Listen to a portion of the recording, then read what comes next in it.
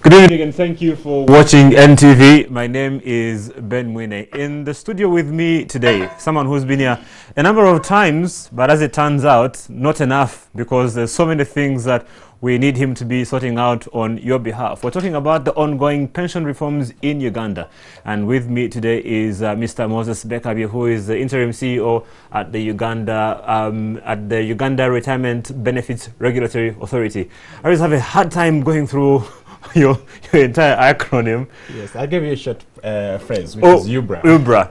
Yeah. It's great to have you with us, Mr. Bekabi. Thanks a lot for dropping by NTV again. You're welcome. Thanks, viewers. As always, you know, last time you were here, we said you needed to come back and give us some more information, because the things that you're handling right now are of extreme importance to this country. And there's all sorts of questions that keep coming up over and over and over and over again. Okay. So we hope you don't tire from us telling you to keep coming back and educate Ugandans on these very important issues. I have no problem. This is a dialogue that will continue until we have a consensus on these issues. Yeah. And they're so important because they concern people's savings.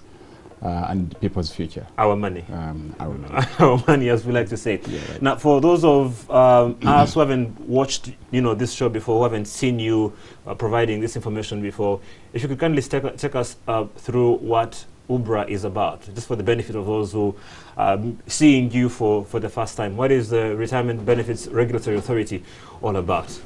The Retirement Benefits Regulatory Authority, which I like to use the word URBRA in short, was established by an act of parliament, as I said last time, to regulate the establishment, management and operation of retirement benefit schemes in the country, but also to regulate all service providers in the sector, in the pension sector. It is also aimed at licensing and overseeing the sector, and also ensuring that the financial sector the integrity of the financial sector is maintained, its stability, and ensuring that in the global broader context of financial sector reforms, so in order to protect the savings of workers, employee savings. Now, of course, what you just mentioned, the integrity, is something that we're going to be focusing on a lot on the show today. And we're going to give a chance to our viewers as well to be a part of the discussion and give them some more time to ask questions, just, to put their minds at rest, to make sure that any issues they have regarding these ongoing reforms are taken care of. Okay. But before we go to the big thing regarding the integrity of the finances and the protection of the finances, how is the reform going to work? What are the steps that we're looking at? How far have we gone in terms of the process, and where do we expect to be going? Okay. So far we have a law in place. This is the Uganda Retirement Benefits Regulatory Authority Act 2011, which, as I said, provides the regulatory framework that is going to oversee the pension sector as a whole, in terms of protecting savings and investment of the funds collected. Has the law been passed yet? Is it still the rule that regulates the sector was passed almost 2 years ago now. Okay. So in fact it is 2 years ago, because it was passed in 2011 September and became effective September. We also have another bill that is before Parliament, was introduced by a Honourable Minister in the Committee of Parliament this week.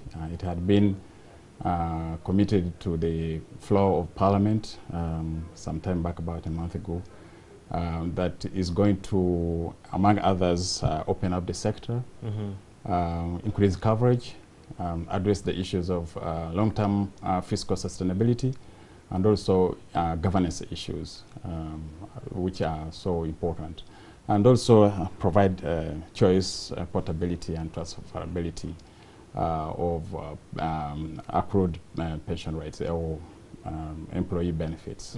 Yeah. What was the response from legislators when the bill was put before Parliament? Has the reaction been good? Do we expect to see any challenges taking this through the House?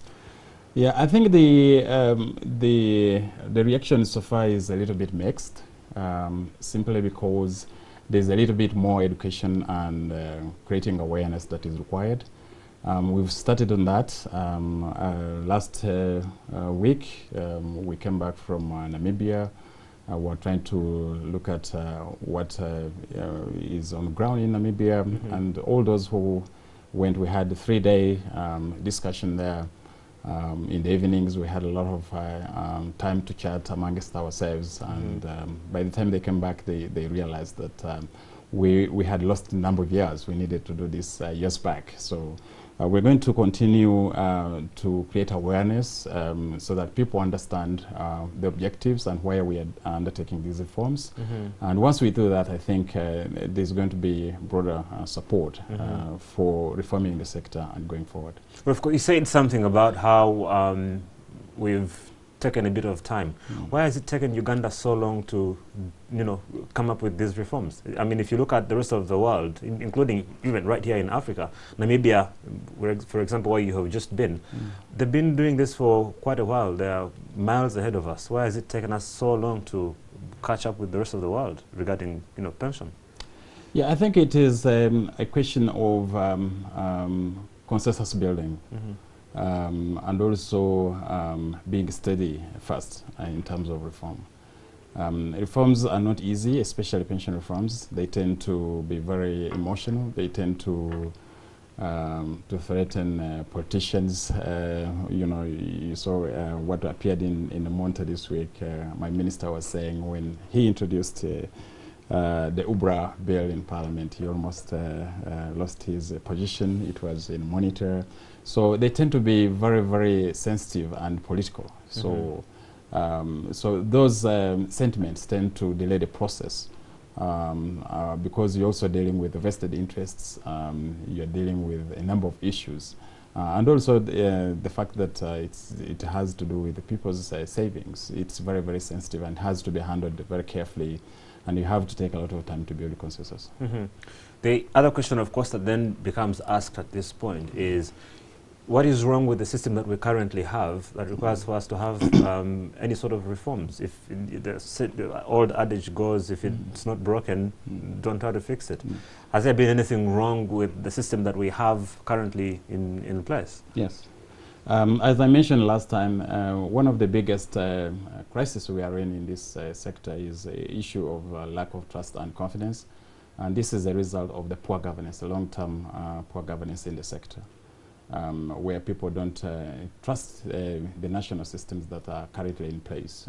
The National Social Security Fund, the Public Service Pension Fund, people really struggle in the government system to get their pensions, if they get them at all. In the NSSF, there has been numerous scandals. So there is a crisis problem. So one of the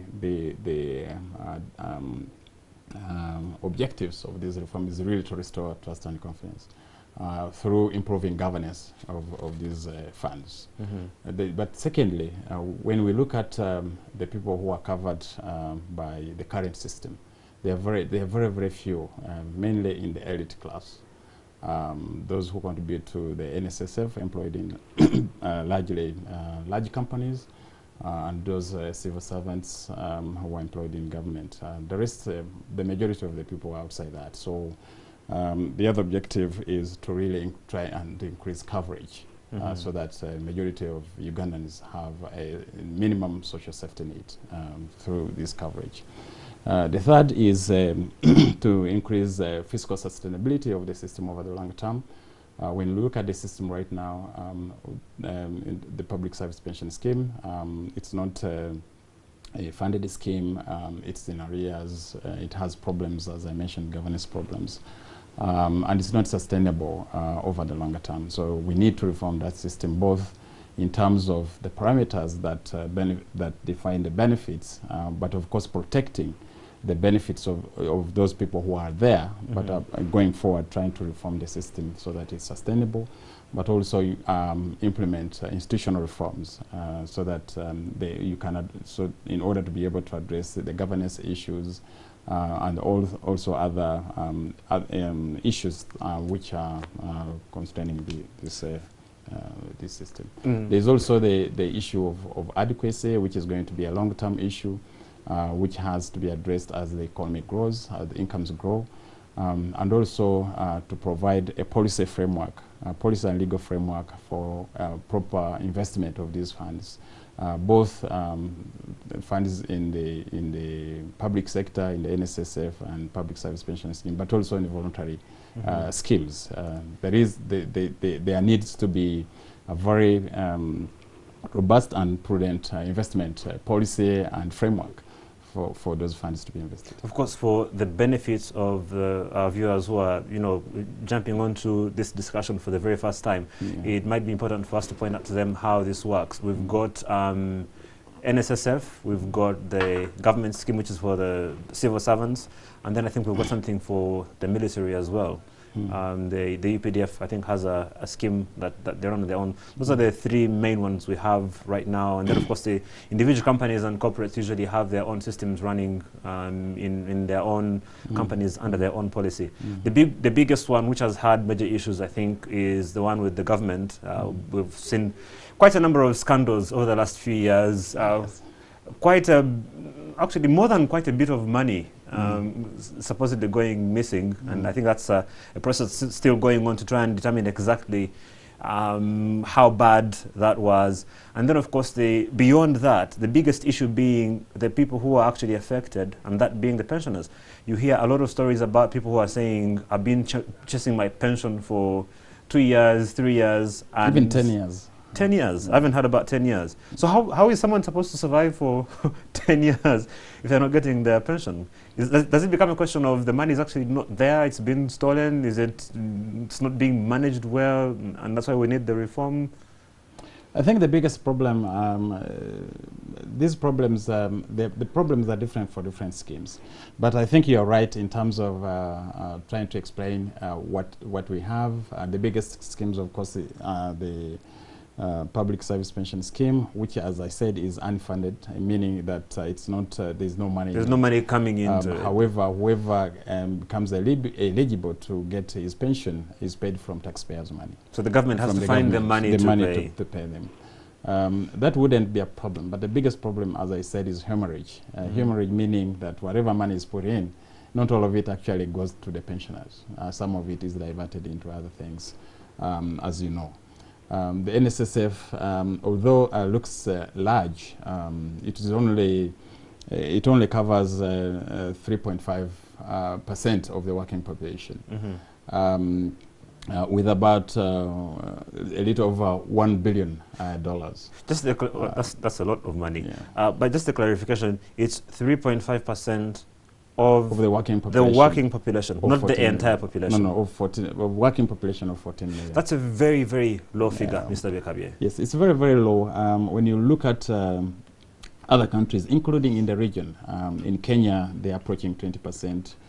In Namibia or South Africa, they're much higher. In Ghana, much higher.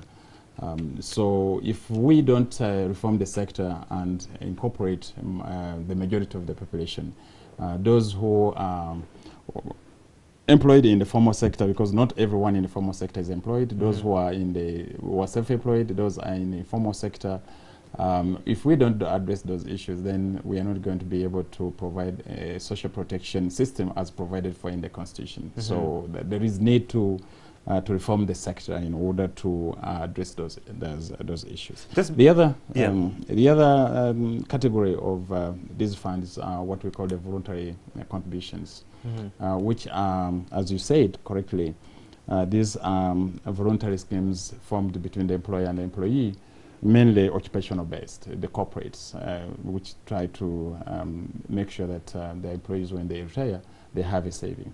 However, they have various reasons why they save in those schemes. And the bill that we have in Parliament does recognize those various reasons why voluntary schemes actually have been created. And then you have smaller schemes which are not voluntary but formed by Act of Parliament, such as the one of Parliament, the Parliamentary Pension Scheme. You have USEPs, that caters for the former employees of Post and Communications, and other smaller schemes. but the big ones are the ones that I've mentioned. Okay. We're going to take a very short break. When we come back, as you have heard from Mr. Bekabye here, our penetration for pension right now in Uganda, 3.5% of the former working population. That's a very, very low figure by any standards, and of course compared to the regional as well. We'll ask him why he thinks that the number for Uganda has been that low, what we're going to do to take that up. And then of course, when you talk about a lot of money, and in this case I think we're talking about $1 billion or thereabouts to start with, the question that comes into mind is integrity and protection of finances, which of course has been what everyone has been jumping onto. When we get back, we'll ask Mr. Bekabye to throw some light on how your funds, because it is your money after all, are going to be protected, and then of course we'll give you a chance to be a part of the discussion and ask any questions that you might have so that you can put your minds to rest about what's going to happen when this bill becomes a law. We'll be right back.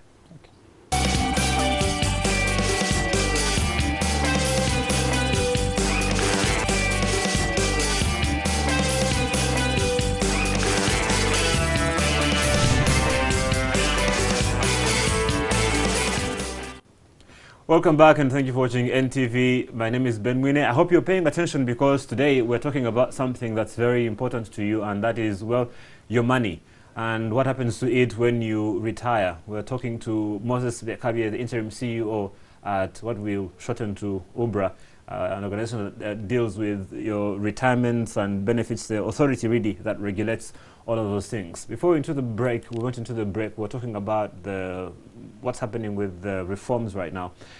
Before we talk about integrity and security of funds, I just wanted to find out from you, from your experience. You've been in this sector for a very long time, not only here in Uganda, but across the entire globe. Why do you think that we only have 3.5% of our working population signed up to pension schemes? I think it's a historical problem, particularly in Africa, not only in Uganda. The savings culture, I think, is a big problem in Uganda, but also in Africa in general.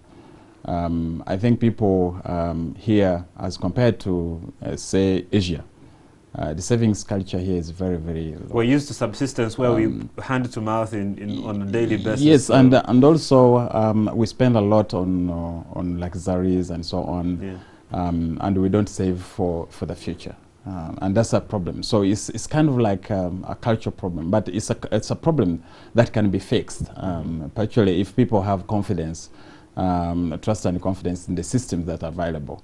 And they see the benefits. I think there is a need for education, for literacy, to financial literacy, so that people really understand, what is saving, what's the benefit of saving, not only for now, but also for the future years of your life.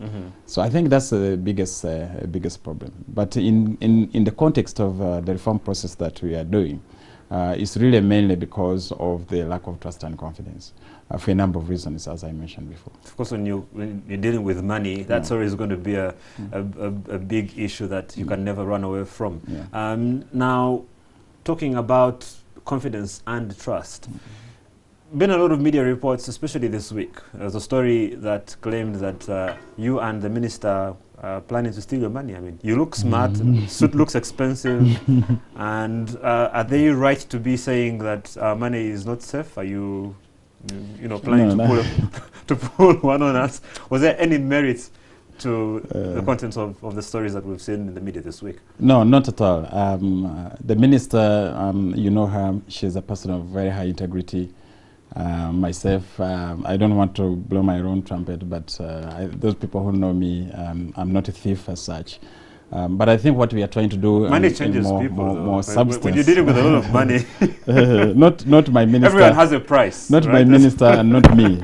But I think, let me say, the issues that appeared in a monitor after the minister went to the Committee of Parliament to present the retirement benefits sector liberalization bill to Parliament, were not right. I think the unions were saying we are going to destroy NSSF, is going to be privatized, and all the money is going to be sold.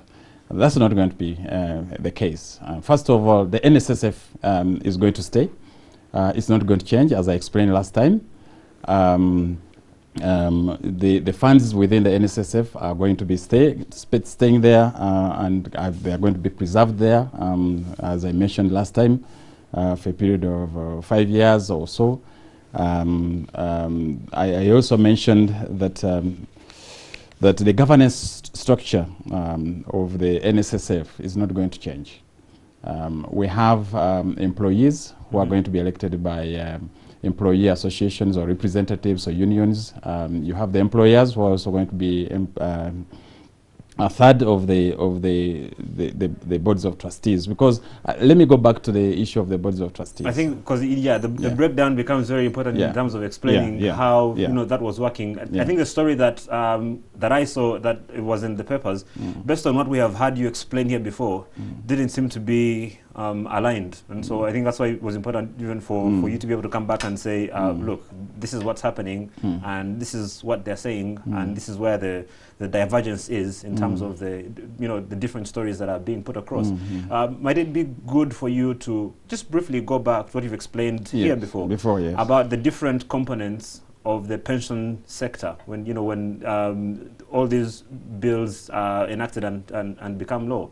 The different components in the sector, the fund managers and administrators. I mean, I know that very well now from what you've been teaching us. Yes. But maybe it will help people who read the story this week to understand a bit more about how this works in terms of how their money is actually going to be protected. Yeah. Let me come to that after. Let me finish this and then I come to that. So what I've said is that the NSSF is going to stay in its current form. And the boards of trustees, as I mentioned, are going to be like the board of directors, because the URBRA Act, the one which is law now, says that all retirement benefit schemes must be re-established as irrevocable trusts with boards of trustees. The boards of trustees, if it's a company, they are like directors or board of directors of companies, and they are responsible for the protection of the funds, for what we call the fiduciary responsibility, for making sure that the funds are protected and they are safe, and the investments made thereof are actually also safe. So what is going to happen in terms of safeguarding these funds is that government is going to remain on the governance structure, or will be part of the boards of trustees.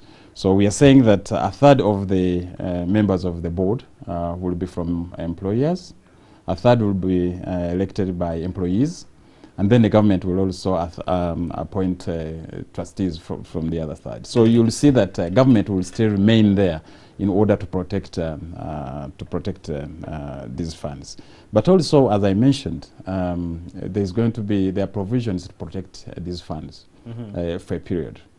So there's not going to be like people running monies from NSSF, take them somewhere else and so on. It's going to be a very orderly system. But going back to what you mentioned, the URBRA Act did, in order to promote transparency and accountability, did separate the functions of the service providers in the sector. You have the bodies of trustees, as I mentioned. Those are kind of like the ones who are going to be holding these funds in trust on behalf of the members who will be contributing to this scheme. When you're a trustee, you keep something in trust because that person has trusted. Is it possible for them to be compromised? It is possible, but there is what we call a fit and proper test in the URBRA Act. And that means that people who are not of integrity, people who have been involved in financial scams, for instance, or people who may compromise these funds, are actually not fit to be boards of trustees of these schemes of funds. So that there is a very rigorous process for getting boards of trustees, and the regulator is going to implement and to ensure that whoever becomes a board of trustees, including for the NSSF, they have to meet the fit and proper test criteria. Sure. So it's not just, and they have to have some skill or some experience in trying to manage these funds. Do we have any safeguards to ensure that that even if someone manages to sneak through the system, they can't be able to wreak havoc with people's money. Yes. When you look at the governance structure that is proposed in the Retirement Benefit Sector Liberalization Bill, it has a lot of checks and balances. You have the boards of trustees, as I mentioned. Those are the ones who are going to have the fiduciary responsibility. You have administrators.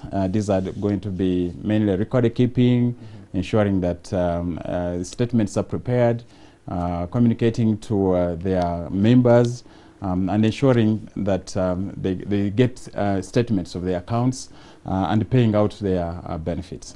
And then you have the fund managers. The fund managers would make proposals to the bodies of trustees, various proposals about investing. And they may come up maybe with 5 or 6 or 7 or even 10 proposals.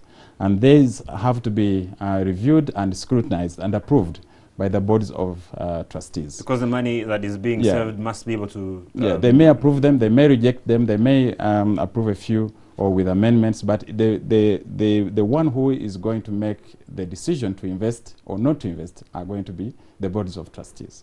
And once a decision of investment has been made of these funds, there's what we call the custodians, because all funds collected and all assets for these schemes and funds are not going to be kept on the accounts of the schemes, individual schemes. They are not going to be kept with the fund manager. They are going to be kept with what we are calling the custodian.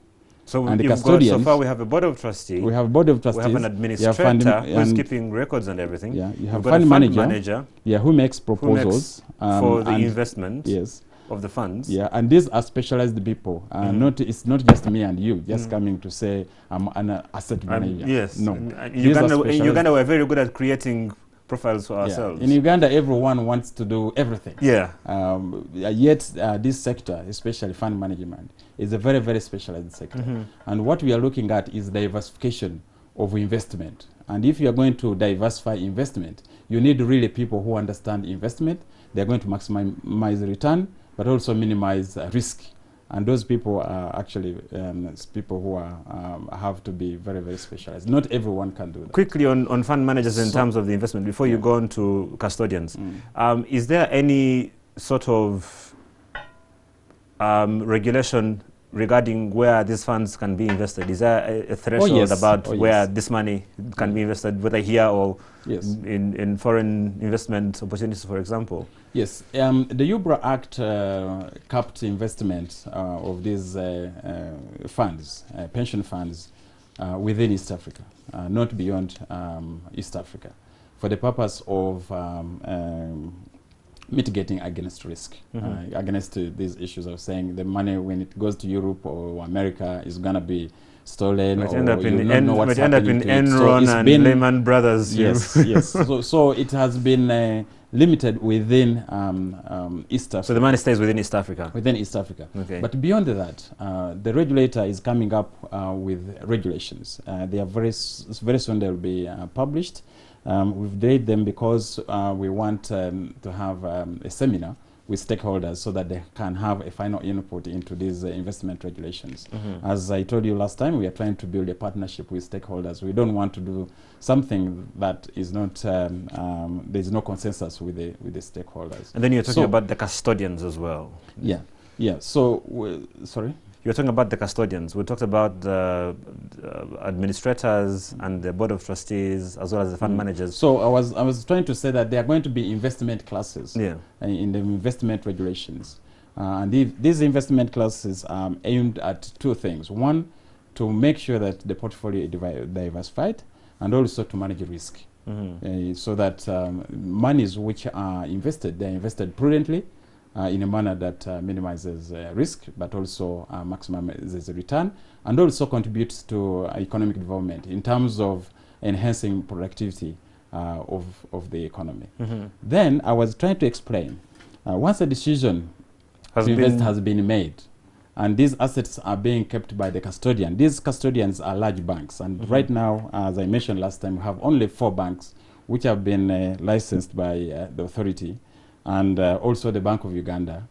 to be custodians. And this is the Standard Chartered Bank, Housing Finance Bank, Stanbic Bank, and KCB, Kenya Commercial Bank. And these are very, very large banks. When you look at the portfolio of the KCB, is extremely big. Are they going to be the only 4 licensed, or do we expect some more to be coming on board along the way? If the Bank of Uganda licenses more, and the authority also examines these banks as suitable, they have integrity, they have a large database. It doesn't mean, though, that whoever will be licensed by Bank of Uganda as custodian, the regulator will license them. The regulator has a right to actually refuse to license if he has reasons to doubt what might.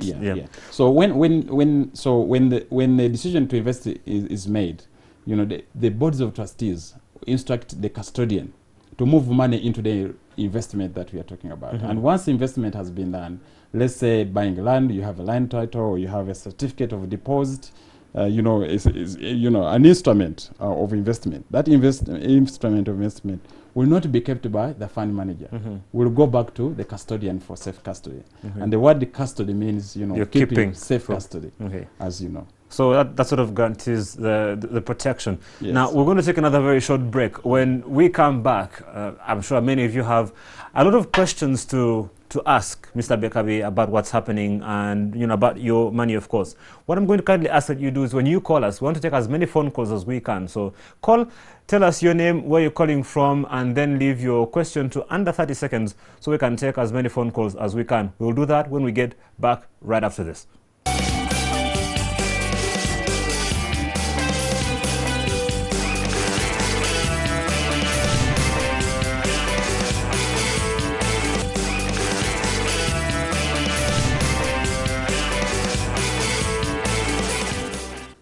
Welcome back and thank you for watching NTV. My name is Ben Mwini. I'm having a very interesting discussion about your money with Mr. Moses Bekabi, the interim CEO at URBRA. Of course, many of you have questions and would like to give you a chance to be a part of the discussion. You've got phone lines on your screen, so please go ahead, give us a shout and ask Mr. Bekabi any questions you might have about what's happening with the ongoing pension reforms. Of course, when you do call us, like we kindly requested, please just tell us your name, where you're calling from, and give us your question or comment. Keep it down to under 30 seconds so we can take as many phone calls as we can.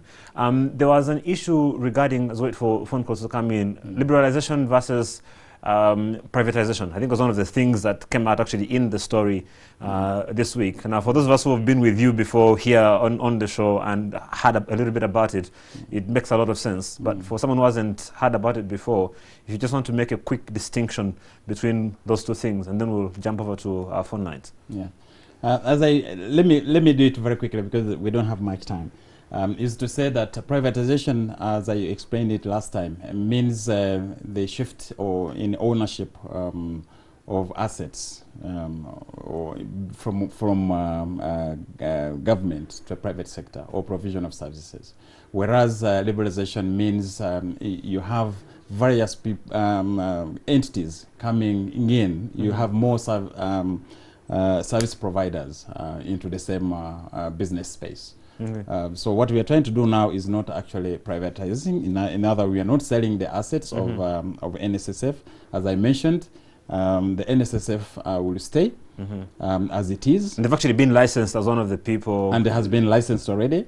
It will have boards of trustees, including government, as one of the as part of the boards of trustees, and the funds there are going to be preserved there. What we're going to do is to introduce more players alongside the NSSF, so that people can have a choice. People can have a choice to invest or to keep their monies with NSSF or any other service provider that will come on board. That makes a just like you look at, we had the UTL, you have MTN, Warid, what else? Airtel, Orange, and so on. Orange, Smile, and so on. There are so many things. So people will have a choice depending on who they trust, and if they trust, and the proposition they're being given by the continue with NSSF, they'll do so, and NSSF will be in place. And they'll be given the choice to actually continue with NSSF. Let's go over to our phone lines and take some phone calls. Thanks a lot for joining us on the show. Please kindly tell us your name, where you're calling from, and keep your question or comment to under 30 seconds. Hello? Welcome to the show. Please tell us your name and where you're calling from. Hello. Yes, we can hear you, sir. My name is Opio. Yes, Mr. Opio. I'm ringing from Ntinda. Yes, how is Ntinda today? Yeah, I worked in the central bank for a number of years and retired. And the question is, what is the level of protection for people who contribute to these to these facilities? I mean, how are they protected? Like for the financial institutions, there is what they call deposit protection fund. For institutions which if they fail, there is a fallback situation after 3 million shillings. I don't know whether that's been revised. But for these regulators, have they put up a fund or there is a scheme which is going to protect people in cases where the licensed institutions will fail? Some of them will fail definitely. So what is the level of protection? Okay, thank you very much, Mr. Pio. Very relevant question. We'll pass that on to Mr. Bekabi in just a minute. We'll take a few more phone calls. Thank you for watching NTV. Welcome to the show. Please tell us your name and where you're calling from. NTV, welcome to the show. Okay, we'll take another phone call. Hello, welcome to NTV. Hello? Thank you for watching the show. Hello? Yes, we can hear you. Hello, welcome to NTV. Yes, Stanley is my name. Yes, Stanley. Hello? Yes, Stanley, we can hear you. Yeah, I wanted to know the framework of interest. Yes, hello, I'm with you. Stanley, could you kindly turn down your TV set? I think you're getting some feedback.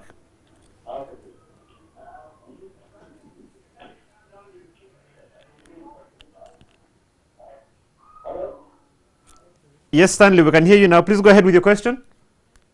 Yeah, I wanted to know in terms of interest, one of the things that show that the grant have that interest. Okay. Thank you very much, Stanley. We'll pass that question on in just a bit. We'll take 2 more phone calls and then hand over to Mr. Bekabie to respond to your queries. Thank you for calling NTV. Welcome to the show. Good evening. We lost that one. We'll take another one quickly. Hello, welcome to NTV. How are you, sir? We're fine, thank you. Okay, could you kindly turn down, when you call us, ladies and gentlemen, please turn down the volume on your TV. We can hear you through your phone and you can hear us better as well. That way it will be much clearer. We'll take 2 more phone calls very quickly. Hello? Hello. Yes, we can hear you. Welcome to the show. What's your name, sir? This is calling from Masindi. How is Masindi today? My question is, are you talking about the deliberation you are talking about? Is it concerning the level of kitty fund also? Is it concerning? Saying what you are talking about, does it concern national kitty fund? Yes, it does. I beg your pardon? Yes, it does. I'm not getting clearly. Hello? If you could kindly speak a little louder, we're having a bit of a hard time hearing you properly. Does it concern national kitty fund? I think we're having a lot of feedback from your line. We're going to have to go to another line. When you call us, please stay as far away from your TV and turn the volume down. That way you won't have any issues with feedback over the phone. We'll take 1 more phone call and then hand your questions over to Mr. Bekabie here. Thank you for calling NTV. Welcome to the show. Good evening. Hello, welcome to the show.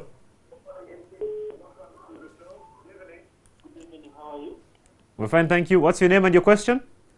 My name is Francis. I'm already a member of NSSM.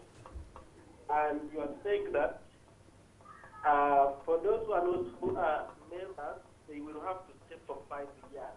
Is that to say that for 5 years I will not belong to a scheme of my choice, or I will have to belong to 2, whereby you will have to retain my savings, which I have already contributed? I make a choice and I go to another, so I belong. Okay, thank you very much, Francis. I'll hand it back to you. Very interesting. I think we'll start with Francis's question, which ties into the issue regarding the 5 years. A little bit of ambiguity for some people on that. How does it work? I'm already, and I think Francis pointed it out in his first statement, I am a member of NSSF. What happens to my money that is currently with NSSF right now? Which is really what most people are wondering about now. The proposal in the bill right now, the bill that is before Parliament, is that all the funds that will have been contributed to the NSSF by the time the liberalization law bill becomes a law, becomes effective, will stay in with the NSSF for the next 5 years. After which there will be a review to see whether that should continue or not. But within that 5-year period, a member would be have the choice to continue to contribute all his savings or her savings with the NSSF, or choose to go with another scheme of his choice, okay, and leave the monies with the NSSF and start contributing afresh, new to a new scheme, okay. Over that period. There's something that you mentioned that I thought on the show before when you were here before that I think is very important to bring out. If I have been a member of NSSF and my money is with NSSF, the money that I have with NSSF stays on the contract and agreement that I have running with NSSF. Is that correct? That's correct. Okay, so that stays the way it was. Yeah, and if you want to get you're eligible to get your benefits, they also paid out on the basis of the existing the contract that you had. So that really doesn't change much for most people. No, it doesn't change. If you want your lump sum, you take your lump sum. Okay. However, what the law is going to do is also to introduce choices so that you have the option of taking other your benefits in other forms, in like annuities or income drawdowns or any other products that may be available. So all those options will be available. So the saver will have to choose which option works best for him or her. Okay, so for instance, I think that takes care of your question very clearly. Stanley was asking about the interests of the people involved. I think you probably already alluded to that in terms of the Board of Trustees and what they will be doing. I think he was asking, he was asking about the interests of the people who are saving with the pension schemes, if I'm not mistaken. And he seemed to have been pointing out that whose interests are being catered for? Is it the pension fund? Is it the people who are saving the money? That's what I seem to understand with his question. But from what I remember, the primary interest of the reform is to protect the savings of the savers, the employees, or people who are either employed in the formal sector. And when we expand to in the informal sector, the people who are going to be, who are already employed in the informal sector or who will be employed in the informal sector, so that all people in a working category within the country have some form of social protection system. So it is the interest of all people in Uganda who are overworking. And even those who are not formally employed right now are encouraged, of course, to do this for their own benefit. Yes, we are going to be encouraging to contribute to an informal, to the informal, not to contribute to a scheme of their choice, or contributing to those schemes which are already in place, expanding to those who are self-employed and also in the informal sector, because the informal sector is the largest. They run the economy, don't they? 75% of the workforce is from the informal sector. That is very true. Yeah. We'll wrap it up with Opio's question in Tinda, which I thought was very, very important, something that we hadn't talked about before, in terms of the level of protection. Yeah, I think what we are going to do is, in the proposal we have in Parliament, there's what we are calling the Retirement Benefits Protection Fund. Just in the unlikely event that a scheme goes under, then there will be this fund.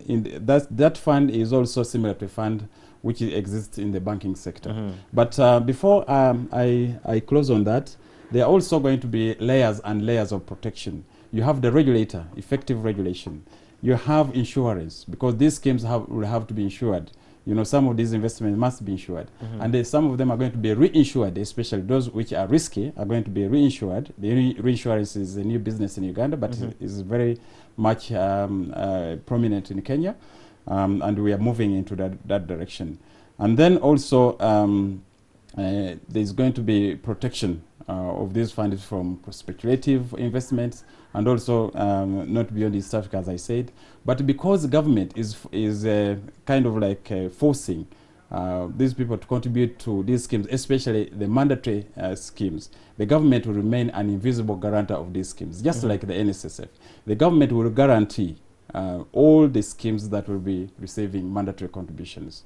So there's absolutely in the same way, because there's absolutely no chance of anyone losing their money. There's no chance. There's a very minimal chance, if at all, that these schemes will lose any monies. And I've explained to you the governance structure of these funds, you know, through the boards of trustees, through the administrators, the fund managers, the custodian, and also the limited